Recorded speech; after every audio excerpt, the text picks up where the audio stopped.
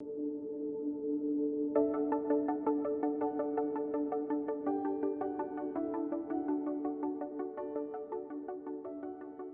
the focus of our research is twofold. So on one hand, we're producing new reactive materials, and so we're trying to understand how these materials work and improve on existing materials. And the other part is we're looking at the combustion mechanisms of metallic fuels. When people refer to metals, you usually see construction parts, you see structural pieces, but you don't think about fuels.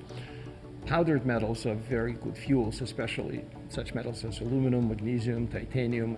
There are multiple applications for work, and of course, using space propulsion or rocket propulsion as one big application area.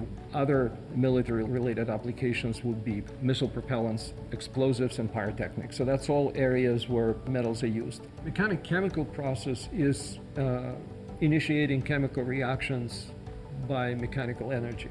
And this process has been known for years. When people create fire by rubbing two things together, that's mechanical chemistry. So ball milling is a well-known technique.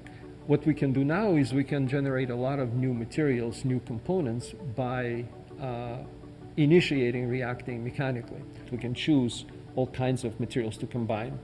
So we can mix them on a different scale. We can mix them on an atomic scale. We can mix them on a scale of a few nanometers, hundreds of nanometers. And depending how we mix these materials, this will affect how fast this programmed reaction will occur. So we're starting from experiments, and we're trying to describe in detail what happens with the igniting and burning metal particles. Most commonly, what you would like to do, you would like to achieve the highest heat release very, very rapidly. Once you have that, then you try to design a new material. In conventional energetic materials, metal fuel is mixed with the oxidizer, and the oxidizer has to be very aggressive. So typically, chlorinated oxidizers are used, and so they generate a lot of pollution and a lot of chlorine. And getting rid of those oxidizers would be a huge advantage for environmental purposes. The approach we use to make the materials as mechanochemistry is now being extended to organic fuels and organic materials. And so we've been able to nitrate toluene, for example, without using any aggressive solvent. So this is a new direction in the work, but if that takes off, it will make a big difference for removing this waste stream completely. Our work with the students is the biggest part of what we do, and it's a very exciting part. It's a very rewarding part because it's incredible to see how young people mature and change and become independent researchers. It's always good to interact with young people because you learn new things every time.